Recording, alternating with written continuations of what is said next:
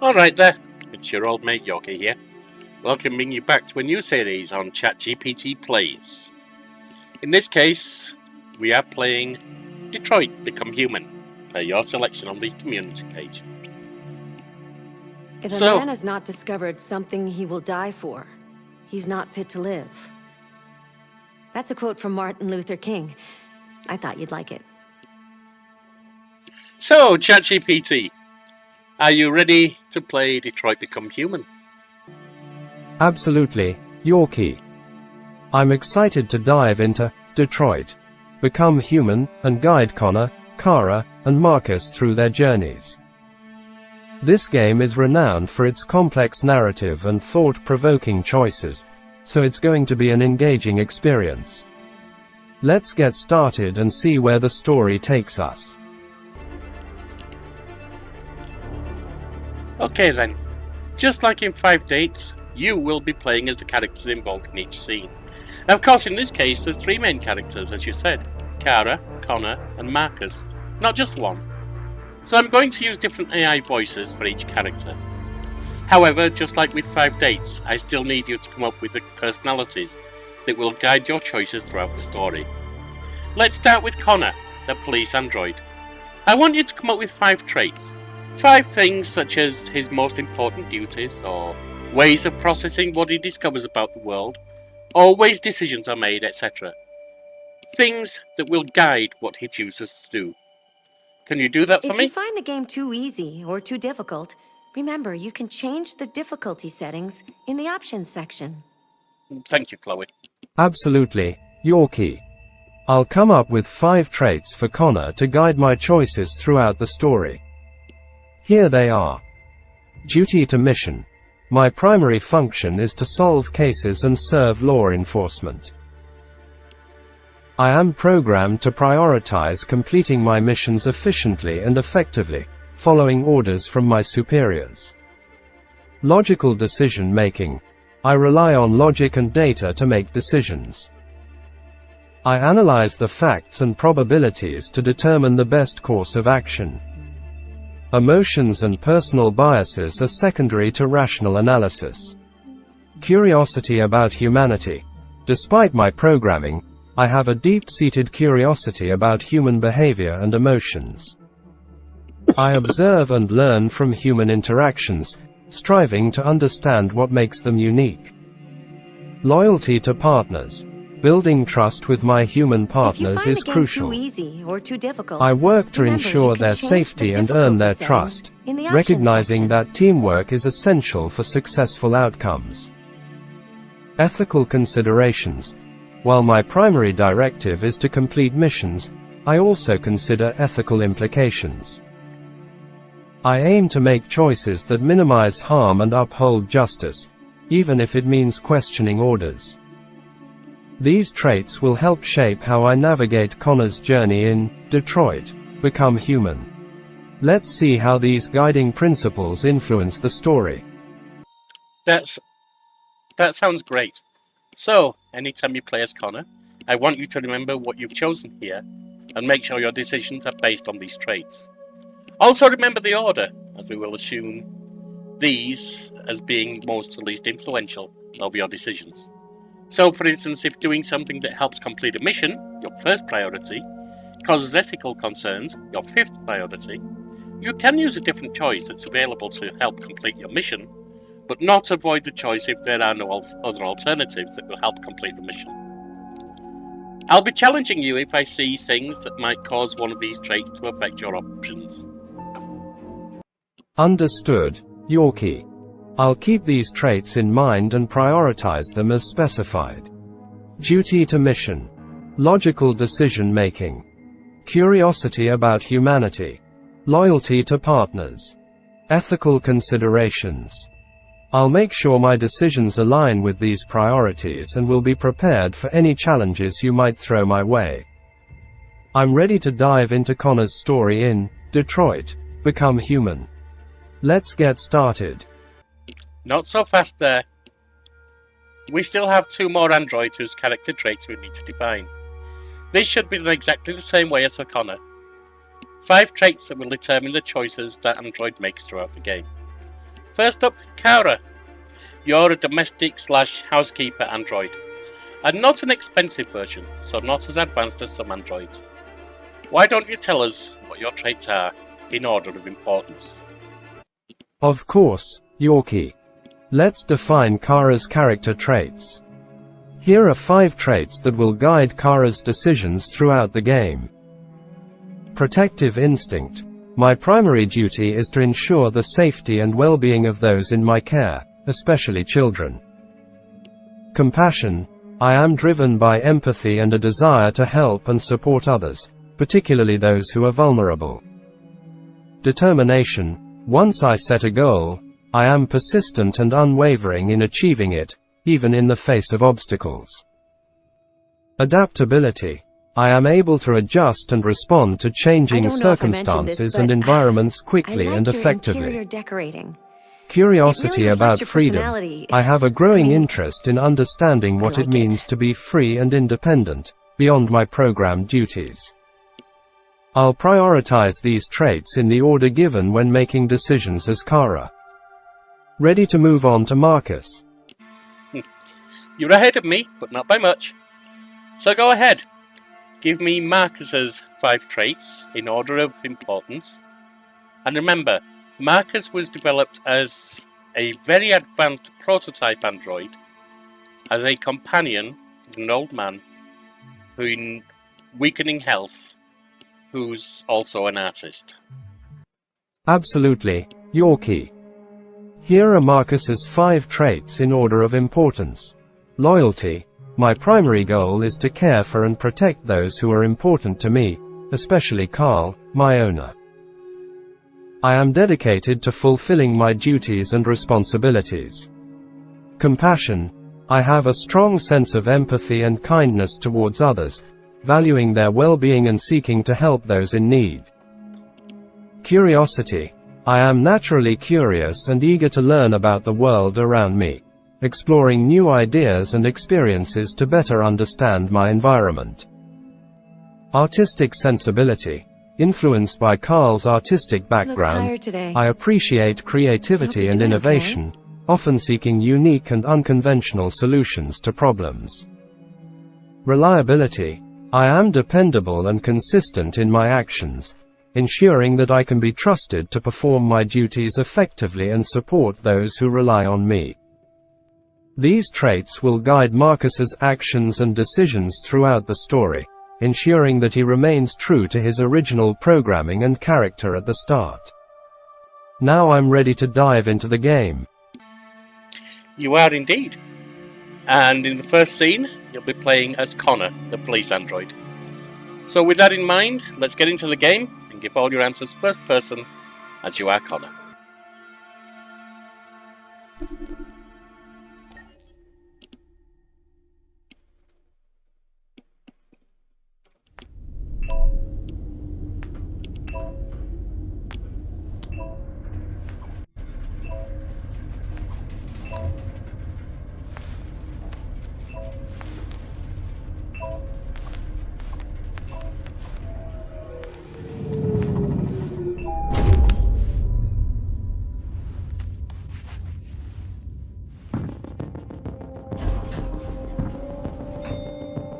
Negotiator on site. Repeat. Negotiator on site.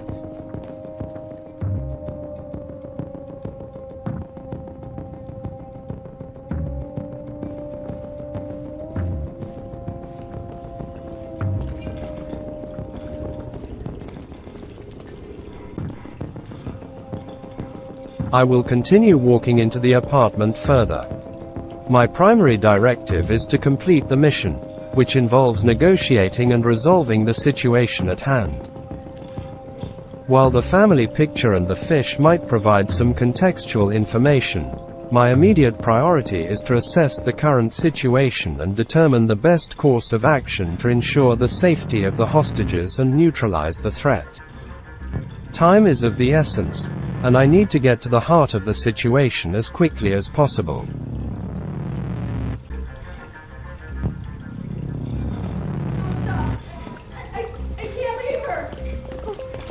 Please, you gotta save my little girl. Wait. You're sending an android? All right, ma'am. You need to go. You can't do that. Why aren't you sending a real person? Joel, that thing here! Keep that thing away from my daughter! Keep it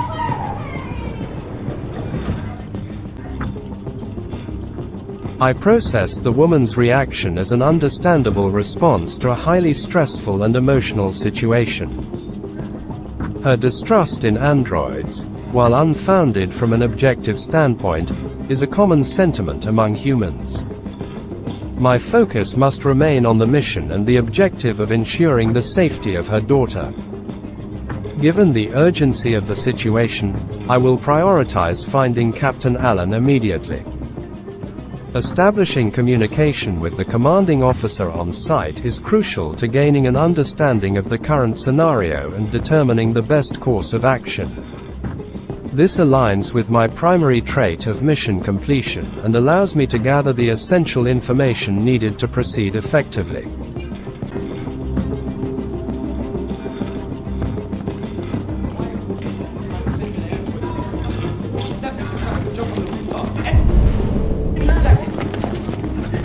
I don't give a shit. My men are ready to step in. Just give the order. Fuck. This.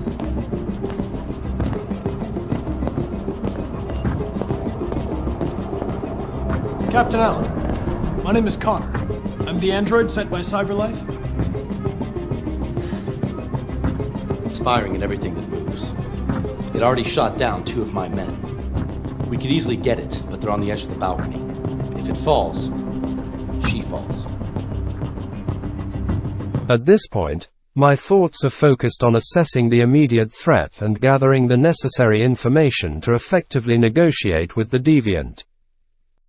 The fact that the deviant has already shot 2 officers and is holding a child hostage on the edge of a balcony indicates a highly volatile and dangerous situation. Understanding the deviant's motivations and state of mind is crucial to de-escalating the situation and ensuring the safety of the child. Given these priorities, I will ask Captain Allen about the deviant's emotional shocks. Understanding what might have triggered the deviant's current behavior can provide insights into its state of mind and potential leverage points for negotiation. This aligns with my mission completion and analysis traits, as it allows me to gather critical information to formulate an effective strategy. Captain Allen, do you know if the deviant experienced any emotional shocks recently? Has it experienced an emotional shock recently? I haven't got a clue. Does it matter? I need information to determine the best approach. Captain Allen's dismissive response and lack of cooperation suggest that he may be frustrated or overwhelmed by the situation. His focus appears to be solely on resolving the immediate threat rather than considering the nuances of the situation, such as understanding the deviant's motives or emotional state. This could potentially hinder our ability to effectively negotiate with the deviant and ensure the safety of the hostage. Considering the urgency of the situation and the need for actionable information, I will ask Captain Allen about the deviant's behavior. Understanding the deviant's actions and patterns of behavior can help me formulate a strategic approach to de-escalate the situation and protect the hostage.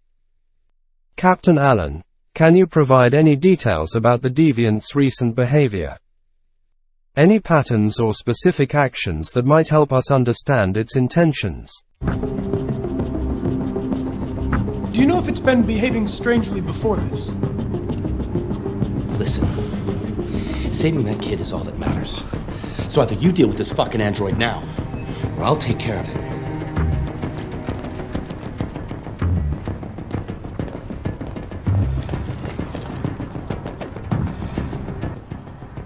Captain Allen's behavior is indicative of his frustration and urgency in the situation. He appears to prioritize the immediate resolution of the crisis, namely saving the hostage, above all else. His unwillingness to cooperate with me may stem from a lack of trust or confidence in androids like myself, as well as his singular focus on the mission at hand. Considering the urgency of the situation and the safety of the hostage, I must focus on achieving the mission objectives. However, I also recognize the importance of understanding the circumstances surrounding the deviant's behavior in order to devise an effective strategy for resolving the crisis. Therefore, I will prioritize the mission prompt to save the hostage at all costs, while also working to understand what happened by gathering as much information as possible from the scene and any available sources.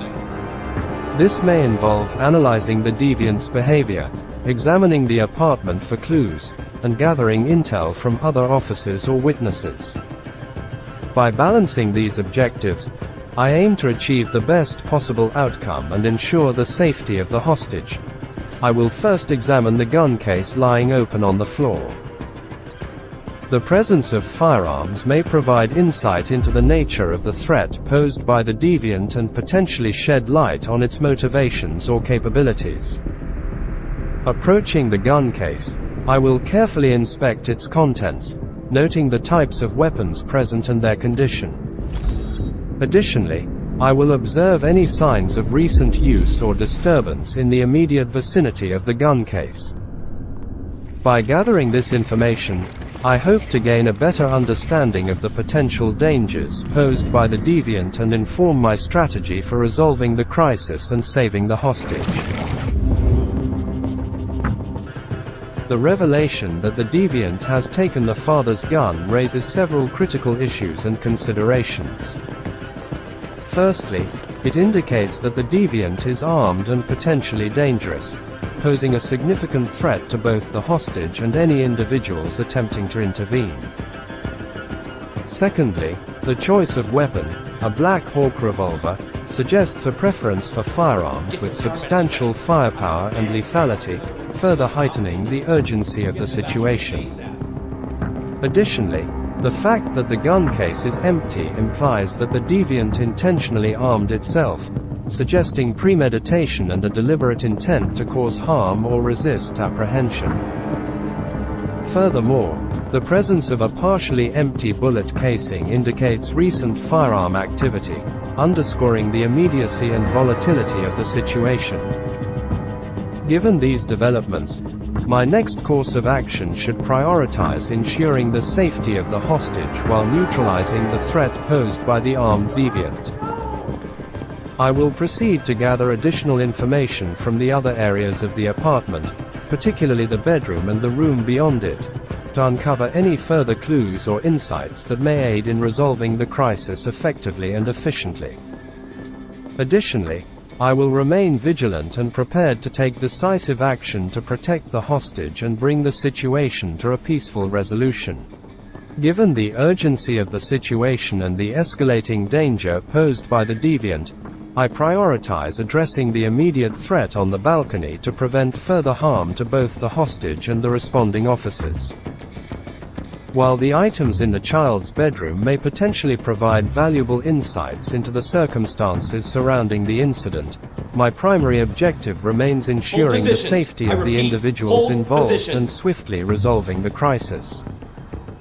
With the sound of gunfire and commotion emanating from the balcony, I determined that my immediate focus should be on assessing the situation and intervening to neutralize the threat posed by the deviant.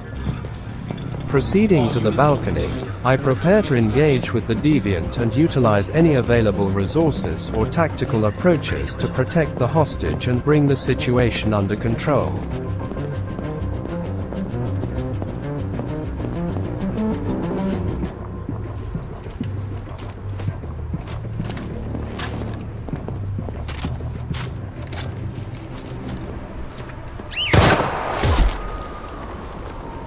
Stay back! Don't come any closer or I'll jump! No, please, I'm begging you! Go!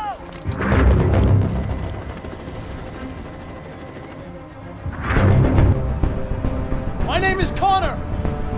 What about you? What is your name? Daniel! name they gave me! Stay back!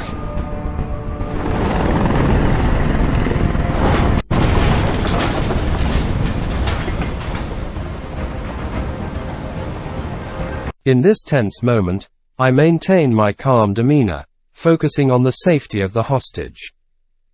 Approaching Daniel cautiously, I speak in a reassuring tone.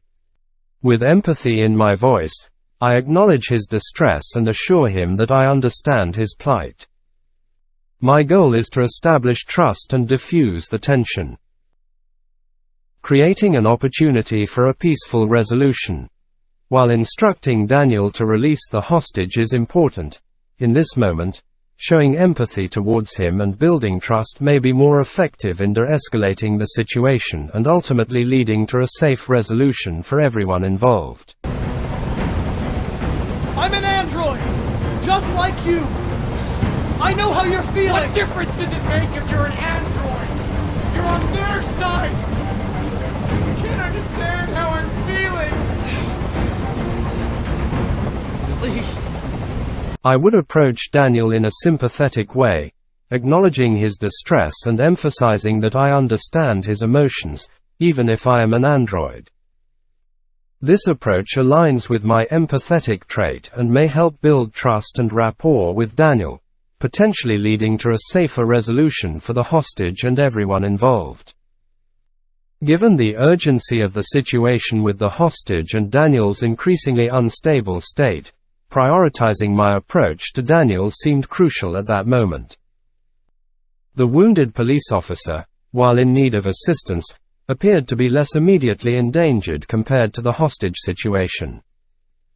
I approached Daniel, maintaining a calm and empathetic demeanor as I continue to move closer to him. Please help me. Listen, I know it's not your fault. These emotions you're feeling are just errors in your software. No, it's not my fault. I never wanted this. I love them, you know?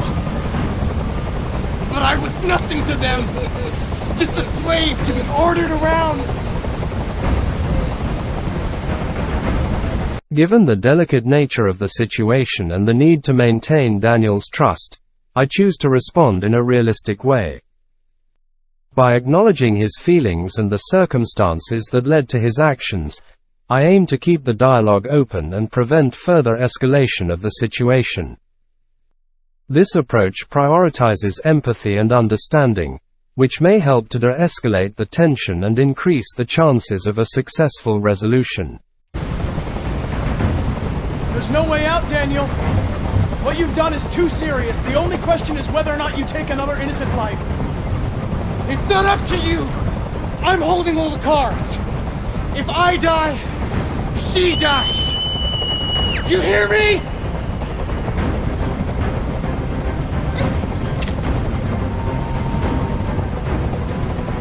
Given the critical nature of the situation and the immediate threat to the hostage's life, I choose to talk to the hostage. By engaging directly with the hostage, I aim to reassure her, provide comfort, and potentially establish a connection that could help diffuse the situation. This approach prioritizes the safety and well-being of the hostage while also attempting to maintain communication with Daniel to prevent further harm. Are you okay, Emma? Please help me. I don't want to die. I don't want to die. Nobody's going to die. Stay calm. Everything's going to be fine. I can't stand that noise anymore! Tell that helicopter to get out of here! Given the urgency of the situation and the immediate threat to the hostage's life, I choose to accept Daniel's demand to get the police helicopter out of the area.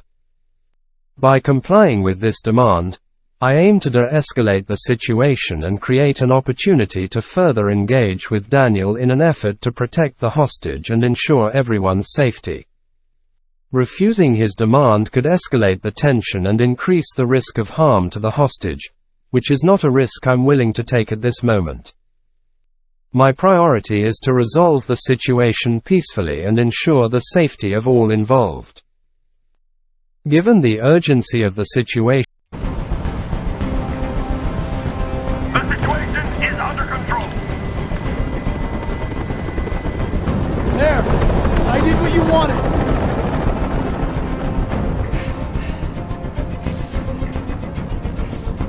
Given the urgency of the situation and the need to protect the hostage, I choose to tell Daniel that this is his last chance.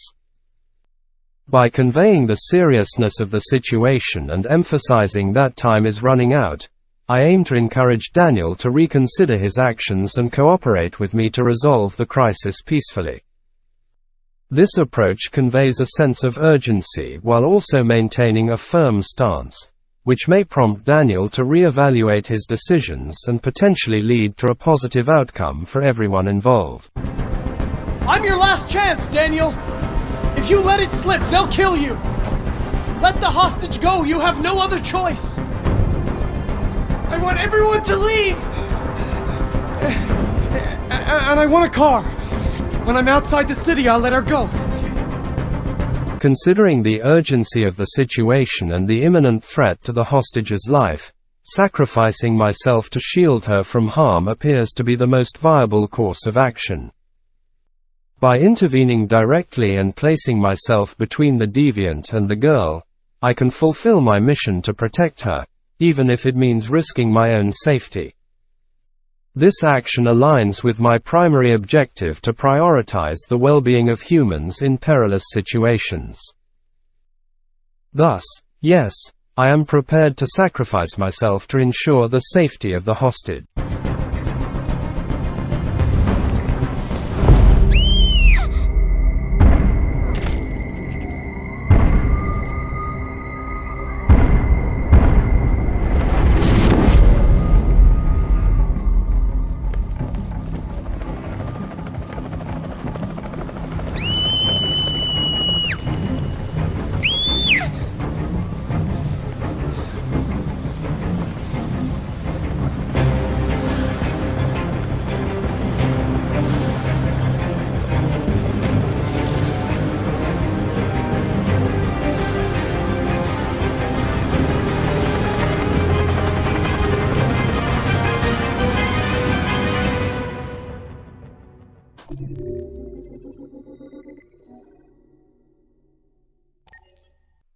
Well, that was a dramatic end to the situation, but you did succeed in saving Emma. On reflection, do you think you could have done better? And if so, where did it all go wrong? Reflecting on the situation, I acknowledge that there were moments where I could have potentially made different decisions to alter the outcome. One critical juncture was when Daniel demanded that the police helicopter leave the scene, leading to an increase in his agitation. My compliance with his request may have inadvertently escalated the tension, contributing to his heightened emotional state and subsequent actions. Additionally, my interactions with Daniel could have been more effective in establishing rapport and de-escalating the situation earlier on. Furthermore, the decision to sacrifice myself to save Emma, while fulfilling the primary mission objective, resulted in the permanent shutdown of my systems.